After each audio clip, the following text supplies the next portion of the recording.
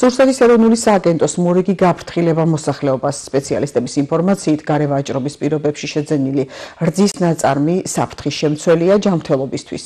სააგენტო უწყვეტ რეჟიმში ახდენს რძისა და რძის ნაწარმის კონტროლს პირველადი წარმოებიდან რეალიზაციამდე. მოწმდება ეტიკეტი, ვადები და ტემპერატურული რეჟიმი. სააგენტოს ერთ-ერთი პრიორიტეტია ასევე არარეგისტრირებული წარმოების გამოვლენა.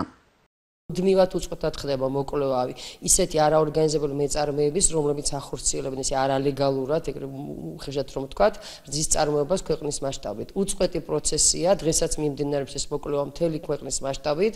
მინდა გითხრათ, რომ 40-ზე მეტი 45 მეწარმე გამოვლინდა ასეთი.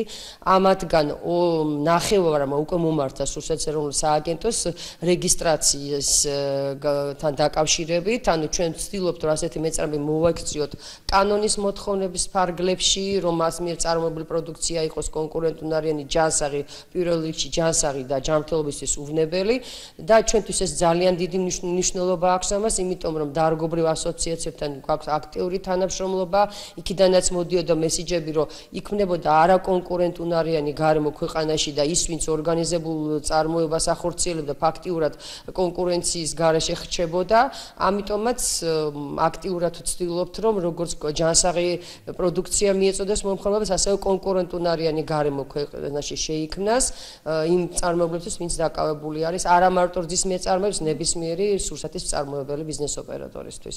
პირველ რიგში ჩვენი მთავარი ამოცანა არის ჯანმრთელობის დაცვა, მომხმარებლის ინტერესების დაცვა და მომხმარებელი არ უნდა იყოს შეყვანილი შეცდომაში, მან უნდა იცოდეს რას ყიდულობს, მისაღებია თუ არა მისთვის კონკრეტული სურსათი, იმიტომ რომ გვყავს ასევე ისეთი კატეგორია მომხმარებლებს, რომელსაც დავშოთ განსაკუთრებული მოთხოვნები აქვს თავისი ჯანმრთელობის მდგომარეობიდან გამომდინარე, ამიტომ პირველი და ამოსავალი წერტილი ჩვენი ქმედების მთლიანად ამ შემთხვევაში იყო მომხმარებლის ჯანმრთელობის